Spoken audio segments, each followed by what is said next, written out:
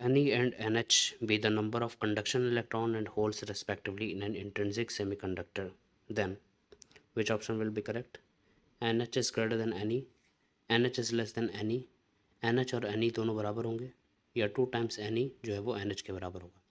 तो हमें पता है कि इंट्रिंसिक सेमीकंडक्टर वो कंडक्टर होता है जिसमें कोई भी डोपिंग नहीं होता है, और डोपिंग नहीं होगा तो उसमें जो नंबर ऑफ इलेक्ट्रॉन्स होंगे और नंबर ऑफ होल्स जो होंगे वो सेम रहेंगे। सो हमारा करेक्ट ऑप्शन क्या हो जाएगा? Option number C. NH और Ne आपस में क्या हो जाएंगे? बराबर। Okay,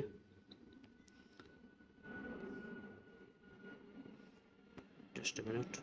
so correct option is C. ठीक है, now second question.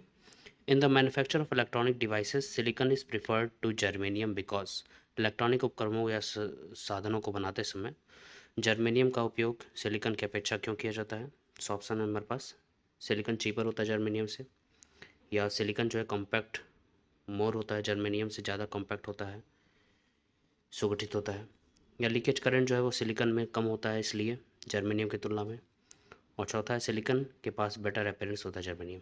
So correct answer क्या हो जाएगा हमारे पास? जो लीकेज करंट होता है सिलिकॉन में वो जर्मेनियम की तुलना में कम होता है, इसलिए हम इसको यूज़ करते हैं।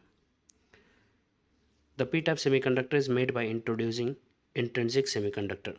पी टाइप अर्धचालक का निर्माण निज अर्धचालकों में निम्न में से क्या मिलाने पर होता है? तो हमें पता है कि पी टाइप सेमीकंडक्टर कैसे बनता है जब हम किसी इंट्रिंसिक सेमीकंडक्टर में डोपिंग करते हैं, किसका? किसी ट्राईवैलेंट एटम का, या क्या कि बैंड गैप में हम क्या मिलाते हैं? ट्राईवैलेंट इम्प्योरिटी को ही हम क्या कहते हैं? एक्सेप्टर, क्योंकि उनकी वैलेंसी जो है +3 होती है, इसलिए उनको हम क्या बोलते हैं? Acceptor impurity. सो करेक्ट ऑप्शन क्या होगा? Acceptor impurity levels in the band gap. If mu e and mu h are the electron and hole mobility and capital E be the electric field applied, the current density J for intrinsic semiconductor is equal to। यदि mu e और mu h जो है वो electron तथा whole की गमनशीलता हो तथा वैद्युत क्षेत्र को हम कैपिटल ई से अगर प्रदर्शित कर रहे हों, तो अर्धचालक का धारा घनत्व J किसके बराबर होगा? तो हमें पता है फॉर्मूला क्या होता है? J इक्वल्स टू होता है N1 into E into mu E plus mu H into capital E. So इसमें से करेक्ट ऑप्शन कौन सा हो जाएगा? यहाँ पे हम देखें तो करेक्ट ऑप्शन हमारा हो जाएगा option number C. Option number C correct है। ठीक है, in a transistor amplifier beta equals to 62 R L, load resistance 5 kilo ohm दिया है और इंटरनल रेजिस्टेंस जो है हमारे पास 500 ओम दिया है, तो वैल्यू पूछ रहा है वोल्टेज एम्पलीफिकेशन का, मतलब कि हमसे पूछ रहा है विभव आवर्धन क्षमता। तो जो विभव आवर्धन क्षमता होती है वो क्या होता है? विभव आवर्धन क्षमता को हम क्या कैसे प्रदर्शित करते हैं? बीटा इंटू आर एल बटे आर आई। तो बीटा का वैल्यू कितना दिया है? बीटा का वैल्यू दिया है 62 इंटू आर एल कितना दिया है? 5 किलो मीन्स 5000 ओम, और आर आई कितना है? 500। तो 500 और 5000 कितने बार में कट जाएगा? 10 टाइम्स में, तो 62 इंटू 10 हो जाएगा 620। सो करेक्ट ऑप्शन हमारा हो जाएगा 620, option number B. Next question, the impurity atoms with which pure silicon should be doped to make a P type semiconductor are those of phosphorus, boron, antimony और copper. So हमको पता है impurity हम कौन सी impurity मिलाते हैं? P type semiconductor बनाने के लिए हम क्या करते हैं? ट्राईवैलेंट एटम मिलाते हैं। तो इसमें से कौन सी है ट्राईवैलेंट? ट्राईवैलेंट है हमारे पास बोरॉन। सो करेक्ट ऑप्शन क्या हो जाएगा हमारे पास? करेक्ट ऑप्शन होगा option number B. For semiconductor temperature coefficient of resistances, temperature coefficient resistance का क्या होता है? तो जो सेमीकंडक्टर के लिए टेम्परेचर कोफिशिएंट होता है रेजिस्टेंस का, वो क्या होता है? निगेटिव होता है और फाइनाइट होता है। Next question, Hall effect is found to be. तो हॉल इफेक्ट के लिए हम हॉल कोफिशिएंट डिफाइन करते हैं। हॉल कोफिशिएंट क्या होता है?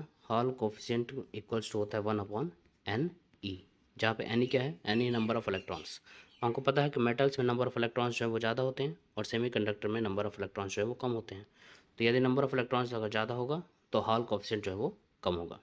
इसका मतलब मेटल्स में नंबर ऑफ इलेक्ट्रॉन ज़्यादा होते हैं तो मेटल्स के लिए जो हॉल इफेक्ट होगा वो कम होगा, क्योंकि नंबर ऑफ इलेक्ट्रॉन्स मेटल्स में ज़्यादा है। और सेमीकंडक्टर में इलेक्ट्रॉन्स जो है वो कम है, तो हॉल इफेक्ट क्या होगा, ज़्यादा होगा।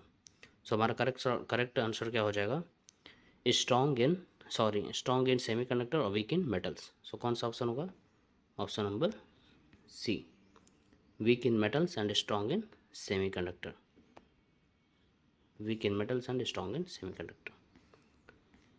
The sign of charge carriers can be determined by utilizing Meissonier effect, photoelectric effect, Hall effect, piezoelectric effect. So correct answer is Hall effect. कौन सा ऑप्शन हो जाएगा, हॉल इफेक्ट। देखिए एक नोट है, हॉल इफेक्ट क्या होता है, हॉल इफेक्ट को हम डिफाइन करते हैं ratio of induced electric field बटे प्रोडक्ट ऑफ करंट डेंसिटी और अप्लाइड मैग्नेटिक फील्ड। ठीक है, अब इससे हम कैसे डिटरमाइन करते हैं, इससे हम किसी कंडक्टर को बनाते हैं, कैसे बनाते हैं, क्योंकि इसका जो वैल्यू है वो डिपेंड करता है चार्ज कैरियर के टाइप पे, कि चार्ज कैरियर का टाइप क्या है, चार्ज कैरियर के नंबर क्या हैं और उसके प्रॉपर्टीज़ क्या हैं। सो इस वजह से हम हॉल इफेक्ट से हम डिफाइन कर सकते हैं चार्ज कैरियर के साइन को। Move to the next question. The resistivity of a semiconductor, किसी अर्धचालक की प्रतिरोधकता क्या होती है, टेम्परेचर के साथ बढ़ता है, टेम्परेचर के साथ घटता है, या टेम्परेचर पर डिपेंड ही नहीं करता, या इंडिपेंडेंट होता है डोपिंग कंसनट्रेशन से। ठीक है, तो हमारा आंसर क्या हो जाएगा, टेम्परेचर के साथ घटता है, decrease with temperature. Okay, thank you.